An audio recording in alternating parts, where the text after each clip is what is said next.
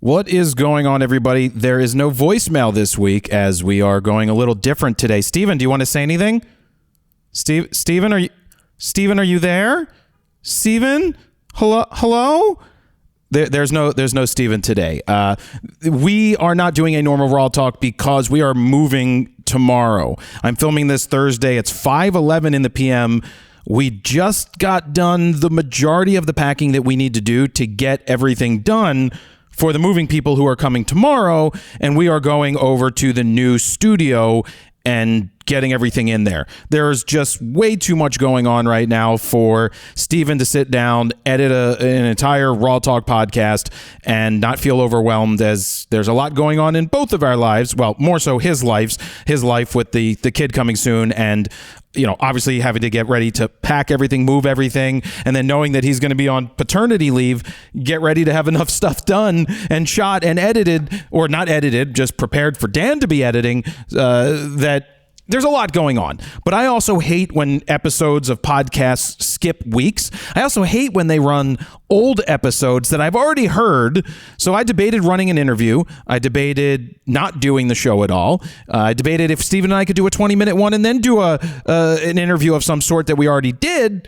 But I just figured, why don't we go old school style, Daily Fro style, where I just sit here and share what's on my mind with you today. Is that how I used to do it? Today, okay, yes, that's what I used to do. I used to go, Jared, PolinFronosphoto.com, and today is August 3rd, 2023, and the time now is 5:13 in the PM. This is the Daily Fro, where I sit down sometime during the day to share what's on my mind with you, and you get to share what's on your mind with me by texting 313-710-9729. I still got it.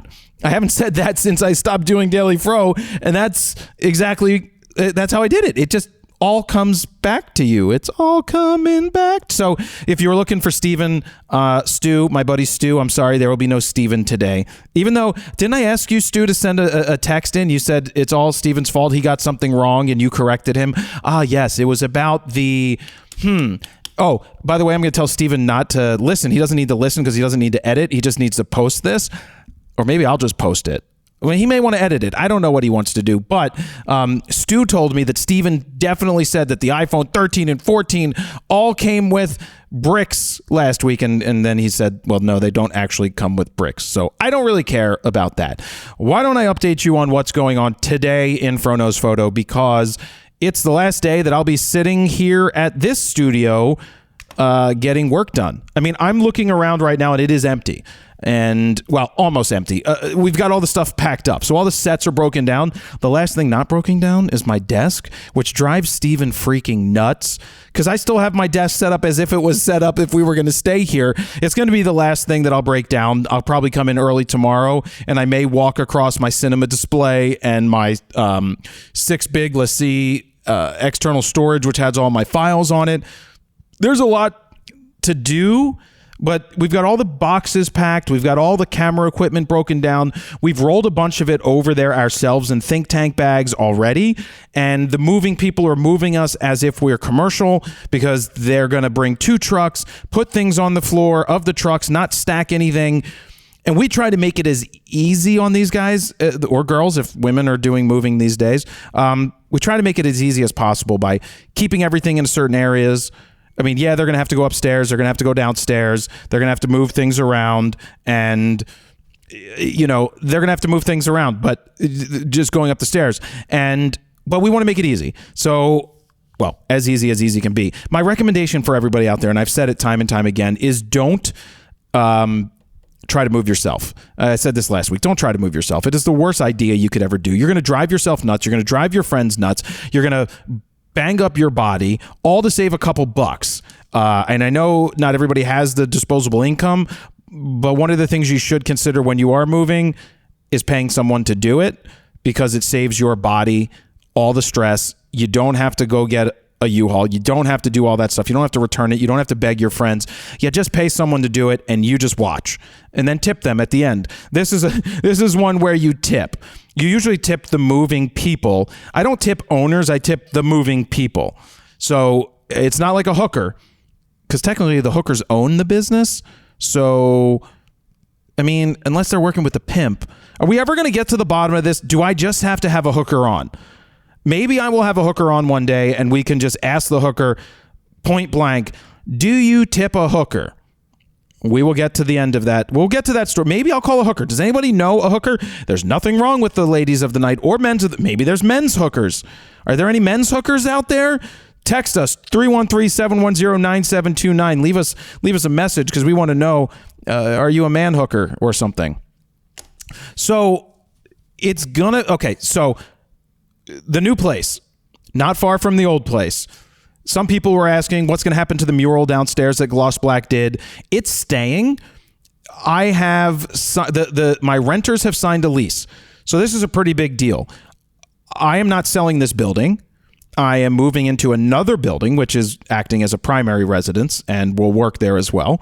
And the people that are renting this, I'm not going to say who they are or what they do, but it's a really good situation. I think they're the right fit. I think we get along really well. They did a lot of due diligence.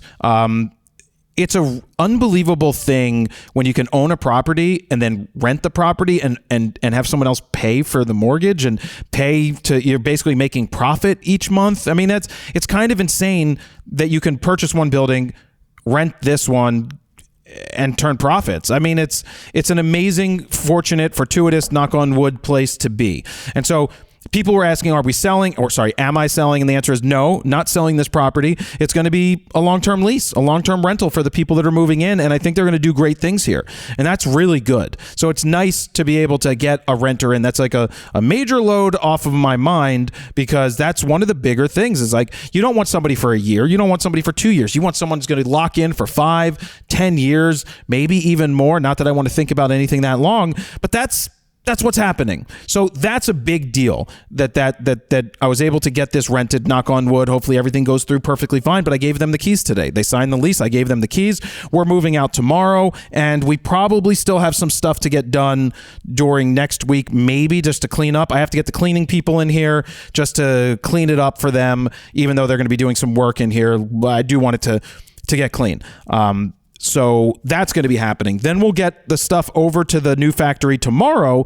And I actually wrote a script. I'll read you the script because the video is going to take a minute to edit because obviously there's work that needs to be done, but I'll read it. It's no big deal. You'll get an inside baseball look at this. I'm also going to go over some FroPack 4 things because that's still coming. I made some notes here. New place, new script. Daily Fro style. So I said all that stuff. So the new place we're going to set up, we plan on doing the filming upstairs. There's more than 2,500 square feet upstairs, which is very similar to the first 2 floors of the factory. So my office space is probably 1,500 square feet. And then there was the outside area with Steven. This is just a wide open space. It would be a really good yoga studio, honestly, upstairs. That would be a fantastic space for that. Hot yoga especially. But it's like a 2,500 square foot open space upstairs on the second floor, 2,500 square foot on the first floor, except probably a little less because you can actually see down into the basement. They really did a cool job with like this balcony leading into the basement. So it takes away some space, but the basement's like 2,500 square feet too, and it's usable. So there's a lot of space in this place. So we're going to be figuring out, where do the old sets go? What new sets might we come up with? We don't want to replicate what we did here, so things are going to look a little different. RAWtalk or Photo News Fix is going to look different, at least at the beginning. Well, all the way through. At the beginning, it might be pretty damn raw because I have to film that next week. Right? So that's going to be one of the first things we set up. We're going to set up my desk. We're going to set up Photo News Fix. And those are the 2 major things we need to get set. We've got a lot of new lights from Aperture that we haven't used yet that we have to take out and set up. There's a lot of things to do. It's a big space. There's a kitchen upstairs, kitchen downstairs, bathrooms upstairs, bathrooms downstairs, basement, beautiful. Outside lot, there's a nice yard there too. So it's a really cool space. And the funny thing is, when I was thinking when I saw the place the first time, I went in and I was like, actually, I showed it to a friend. A friend showed it to me and said, check out this place. And I had no intention of buying anything again. And a friend sent it. I looked at it, I'm like, oh, wow, it's around the corner. And I said to my buddy who was looking for another place, I'm like, this could be perfect for you. You could park cars outside. You could do all this stuff. And he's like, nah, funds, can't do it. So I made an appointment, went, looked at the place, talked to my realtor, and was like, let's make an offer. long story short, made the offer, got some bullshit to deal with, but ended up getting it. And my biggest advice to some people, and I say this in the script here, is if you're ever going to look for a place, even if you're renting or buying or whatever, and you see the place and it just talks to you and you love it, pull the trigger. Don't be like, I want to take a second look to see if it's the right place, because by that time someone else might swoop in and already get it. And I'm of the thinking that if you find the place that you like and there's someone else bidding on it, then go to your top or give them exactly what they asked for. And I know that doesn't work all the time today, because someone be like, I want 400,000. You're like, I'll give you 400. And it's like, oh, well, someone bid 50,000 over. And so it's a little different today. Sometimes that happens. But as my dad always said, my dad always talked about, you find a place you like, just there's no sense in dilly-dallying. He probably didn't use those words. But the other thing that he always said is, don't buy for what you can afford today. Buy for what you'll be able to afford tomorrow. So stretch a little bit. Like, don't buy too small of a place that you're going to outgrow by the time you can afford somewhere larger. Maybe stretch just a little bit. And he's like, look, $25,000 in a mortgage is roughly 80 or 90 extra dollars a month. And that's not, I'm not counting the interest, because obviously interest adds up over a 30-year mortgage. But if you, a good piece of advice is, obviously, if you pay more than the minimum, every $100, every $200, just think, if you have a $2,000 mortgage, right? It's $2,000. You send an extra $200 or $100, $150 a month. Let's say $125. You send $125 a month extra. 125 times 12. That's an extra $1,500. That's almost a full payment extra that you're cutting off every single year. So that's an extra payment you're making. So I try to send more to each property that I own, because it cuts down on the amount of time that you need to pay it off, and it cuts down on the interest over time. So my dad always talked about stretching. Like, if 400 was your budget, maybe stretch to 4.25 if you need to, just to get something better and not settle. It's all about if you can. So that's my story there. Why don't I read you the script? I'm going to read you the script, all right? You guys will be the first to hear this. We filmed it today before we broke down what we call the Bernie set, and we will get it edited, because there's a lot of B-roll. The idea behind a video like this on the more the dedicated set that we call the Bernie set, which, and I'm pointing to it as if you guys can see it, by the way. You can't see it. It's behind me, and I'm not even recording video today because Steven isn't here, but we use that set to do scripted videos, because I got like a 30-inch monitor there. It really helps me see a 30-inch teleprompter. So I read off of that set. We've got a microphone up above a shotgun, which makes it sound much better, nice and boomy and really good. So why don't I read it? It might have the title as end of the line or something, some clickbaity bullshit thing like that, but we answer it right away. All right, here we go. I do my intro, JaredPolin.photo.com. After 7 years, it's the end of the line for the original Fro Factory, my first standalone studio, and of course, not the last, but more on that in just a second. When I started Frono's Photo in 2010, I didn't have a studio. I didn't even have my own place. I lived at home. I used my brother's old room and my dad's backyard to make the majority of my videos. I should also mention I had a home away from home to make videos, thanks to Alan at Alan's Camera. I never envisioned getting to a place where I had my very own studio. Sorry, let me read again. I never envisioned getting to a place where I had my very own standalone studio. I honestly was so focused on just creating every day that it didn't really cross my mind. There's something to those original videos shot at home. They were raw. They were shorter, and I made a new one every single day. I pretty much was vlogging before vlogging was even a thing. I never sat in the backyard or in my brother's room and was like, man, I wish I had my own space. Home was safe, home was easy, and home was free for all intent and purposes. But at some point, it becomes time to fly the coop. In 2012, I moved into Philly, where I rented a 2,600 square foot loft, aka the panty dropper, as some of my lady friends used to call it. It's actually true. So I will tell you, when I moved out in 2012, it was right around the time that Tinder started to become a thing. And if anybody remembers the early days of Tinder, you were matching left and right with people, and you were meeting new people and going on dates, and and stuff, whatever happens on those dates, there was a lot going on. I mean, I move out, I'm 31 years old. I got this 2,600 square foot loft that is fucking gorgeous. Well, nice. The ones I have now are nicer, but this thing was in a cool part of town, beautiful, just wide open. It really made an impression.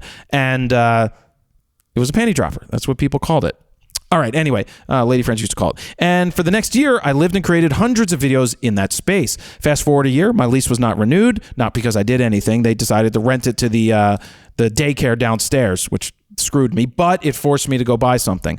And it was time to look for a place to buy. After a long and arduous search, and by long and arduous, I mean I made an offer on the very first place I looked at, and then I go through this whole thing about make the offer on the thing that you want. But I do want to say a thing about arduous. It's spelled A-R-D-U. Wait, my eyes are shaking. A-R-D-U-O-U-S. I thought it should have been spelled A-R-J-E-W-U-S. Arduous. Arduous. And whatever, it's not. Anyway, truth be told, I was $20,000 short on the down payment. But the good news is I released the Frono's Photo Guide to Getting Out of Auto, and around that time, and thanks to everyone who purchased it, I was able to make the down payment and then some.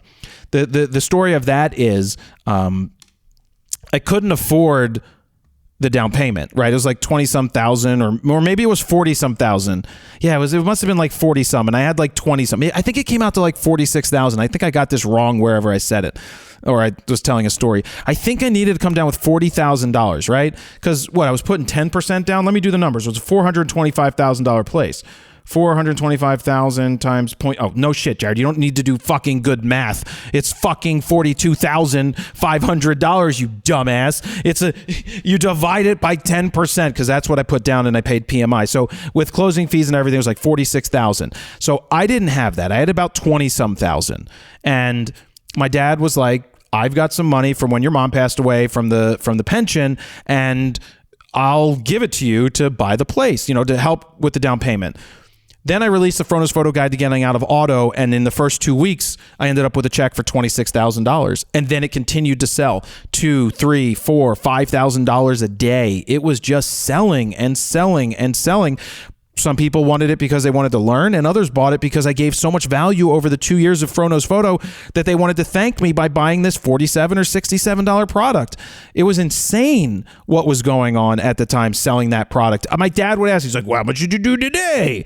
And I'm like, I did another 5,000. It's fucking insanity what you can make online. And I'm not bragging. Steven gets upset when I talk about this stuff sometimes, but I'm just sharing what happened back then.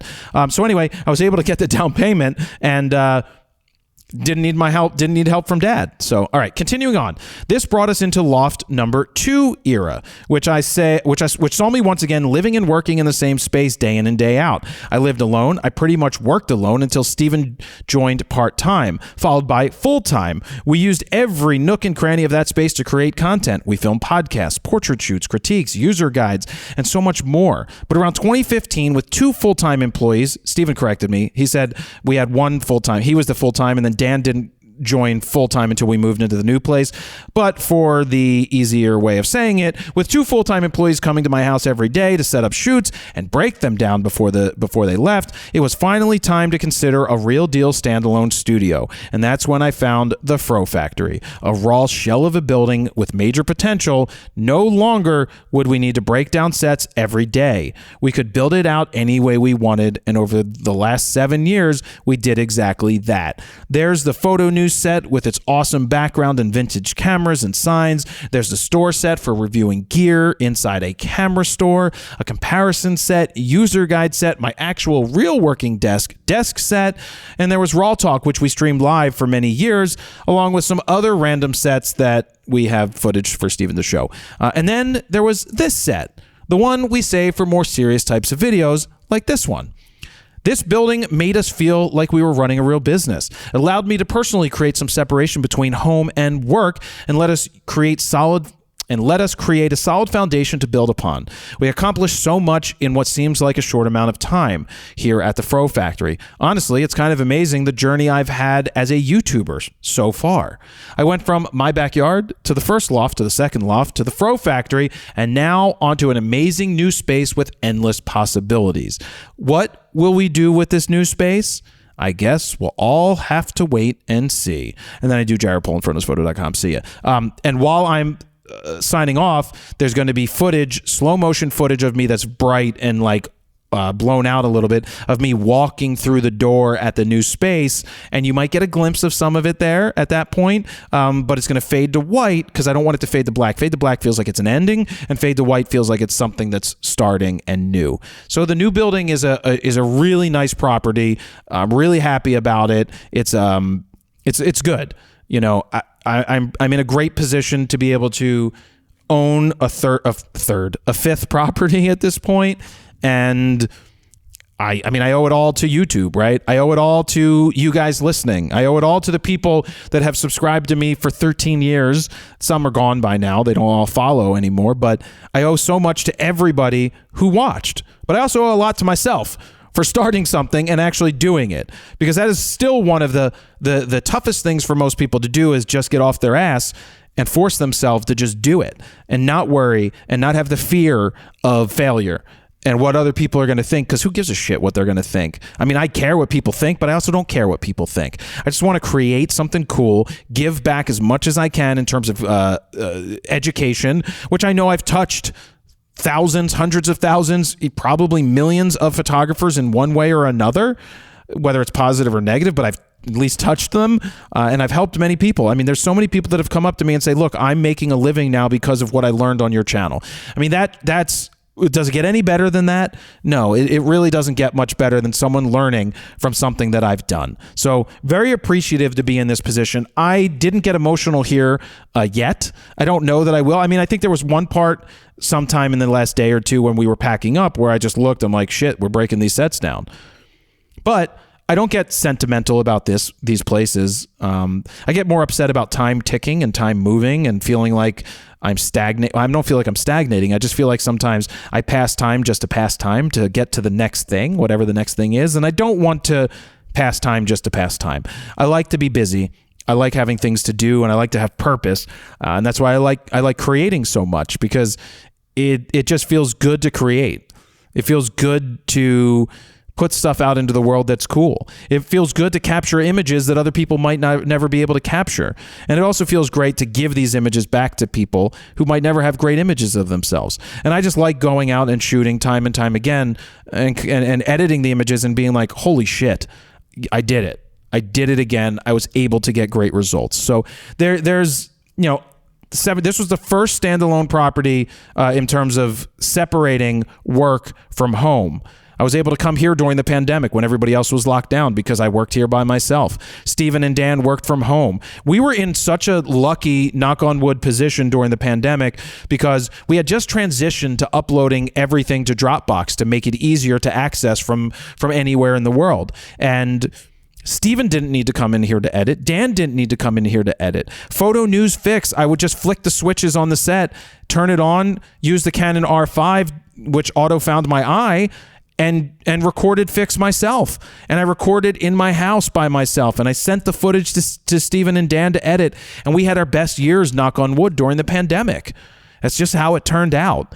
Part of it was being able to go somewhere, because you all know what being cooped up was like. That was difficult. Yeah, so there's a lot. I mean, I'm excited for what's next. I feel good in the new space. I've walked over there a bunch of times because I've had it for like 2.5, 3 months now. And this is when I didn't want to move out yet until we had a renter lined up and a lease signed, and it all happens really quick. And we're doing it. So we got the move going on tomorrow, but the new space feels nice. It's a nice, another building, another brick building, another loft style, multi-floors. If you add up all the space, it's probably 7,500 square feet or 7,000 plus square feet. Obviously, they don't count the basement, but the basement is fully usable. The former owner had a workspace down there for woodworking and had a whole ventilation system for vacuuming, and it was a great place for the guy and his girl to work, wife, girlfriend, significant other, whatever they were. And yeah, they did a cool job over there, and now it's our turn to do something cool with it. Just another space. So yeah, FroPack 4 is coming. transitioning over to that. There's so much work being done. Steven had to finish that. Steven had to help with packing. Steven's really good at packing, by the way. He's got OCD, so he is really good at staying focused and putting stuff in boxes. I'm really bad at staying focused and putting stuff in boxes. So Steven would be like, "Oh, did you do this? Did you do this? Did you do that?" Yeah, and I'm like, "No." I take something out. I'm like, I start playing with it like it's a toy. I'm like, oh, this thing's cool. I haven't seen this in 6 years. Should I keep it? He's like, throw it out. So we did throw out a bunch of stuff. Nothing worthy of really keeping, just random shit that has been here for 6 years that we haven't touched. And so if we're not going to touch it in 6 years, then why would we take it to the new place? So that's one of the things we had to do, was get rid of a bunch of stuff. There were a lot of bags, a lot of tripod bags, a lot of smaller things that just, it's more work to give it away than not. I mean, if someone, I had people come through and say, what do you want? And I gave away some of the good bags to some friends and things along those lines. But most of the stuff, gone. Just, we're not using it. We haven't used it in 6 years. You got to get rid of stuff. You can't always be sentimental about everything, and just let it go. Let it go, because I'm about to blow. But do you give a tip after that? Yeah. So anyway, FroPack 4 is locked and loaded. The sales page is being built right now. We've got some test units out there in the world. Not that we feel that we need anybody to test it, because honestly, I've been testing it. I did a portrait shoot the other day with a friend, my yoga teacher friend, and she, I used, what did I use? I used a preset called Saltwater Taffy. Really nice feel for this. Like kind of not copper tone, but just it's like a muted look. It's not my full contrast as normal, but I don't normally do these types of portraits. So when I did these and I started editing with Saltwater Taffy, no grain, by the way, because it comes with grain. Steven gave us another option with no grain, and it's great. And then when you edit it the way that you want it, and say you want to touch up the face or the eyes, well, then all you need to do is click the adaptive preset. I think we called it X Adaptive 2. There's 1, 2, 3, and 4 adaptive presets. One will find the eyes, then the other one finds the lips, the face, the hair, the beard, the mustache, whatever people have. And then one is a full body one too. The full body came in handy because she saw my really cool vomit carpet from my house, all the vomit rainbow carpet, and she wanted to lay on it naked. So I ended up taking that picture. And I used the adaptive preset because it's super vibrant. And I wanted to bang it out with some Skittles or Thick, which is a thick preset, but that would affect the skin tone too much. So I edited the skin tone the way that I wanted it. I then highlighted the body with I just clicked it. The AI did it because we highlight the body. And then I highlighted the background and then I upped the saturation and did the background a certain way that I wanted it. It was great. It worked out really freaking well. So this is a really solid pack of presets that we will obviously let you know when it's available. It's coming soon. We've been talking about it, but it takes time to get this right. The page is being built. You'll be the first to know about it. The text line will be the first to know about it. And then we'll get it out into the world and start promoting it for the next couple years. It's how we make a living. It's how I'm able to buy a building, honestly. One of the biggest things we ever did was sell presets and this is a guy who said I'd never sell presets, and I've explained why and in the past, and people are like, you said you would never do it, now you're doing it. I'm like, I did. And then I came, because my whole mentality was like, man, people should learn how to edit their own photos in their own style. And then I realized that I didn't know how to edit at the beginning of editing raw files. And then once I got through my head, well, one, that I could make a lot of money doing it, and Steven can get paid a lot of money because he gets cut in on every sale, which is great, more than 12.5%. Don't get any ideas here. It's more than 12.5%. He does a great job with that because he makes he makes all of them now. I only made 2 from FroPack 1. He's made all of them from all of them, so he definitely he deserves all of the cut that he gets. I don't remember what I was saying, Jared. I don't remember what I was saying, guys. I don't remember. Anybody remember? Shit, sorry. I was talking about the presets and putting them out. Making money, right? Yeah. So why I decided to do them, besides that you can make money, is that people just didn't know where to start, and so if we can give them a great starting point with any of the 58, however many presets there's going to be at this point through FroPack 4, and then they can tweak from there and find their own style, That's what it's all about. Speeding up raw workflow for one, helping you find a great starting point, and then I started to hear a lot that our presets just work. I hear that from people who are like, man, I have a lot of other presets from other people, and the majority of yours work on almost every photo. And that's because Steven spends a lot of time. That's why these take so long to come out, is because we edit across like 1,000 images, test it across every different style of image to make sure that when he's doing it, that it just doesn't work on one thing. Because the worst thing is you get a preset and you click the button and all it does is turn everything blue, right? It just changes the white balance. And there's presets like that. Not ours.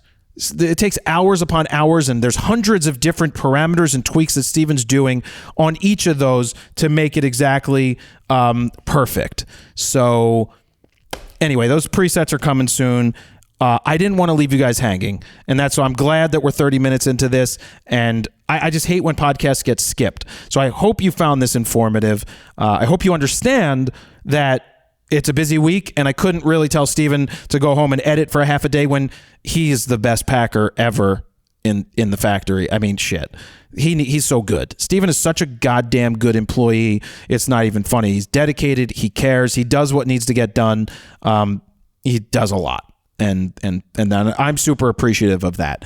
I'm also super appreciative of him packing, and then he's going to have to unpack and organize. Steven's very good with organizing. So I said, look, whatever you need to do and whatever you need to buy, it's on you. You like, tell me, I'll pay for it all. And you just, whatever organization you want, you do. Doesn't mean I'm actually going to follow it. I didn't tell him that yet, but I think he knows deep down inside that just because he has a cubby marked cables doesn't mean I'm actually going to put those cables away when I'm done.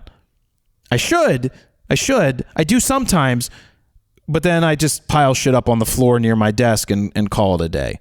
So we're going to call it a day right there, guys. This is episode 62. Text us, 313-710-9729, Daily Fro style. The time, 5:43 in the p.m. I thank you guys very much for listening. Jared Polin, FronosPhoto.com.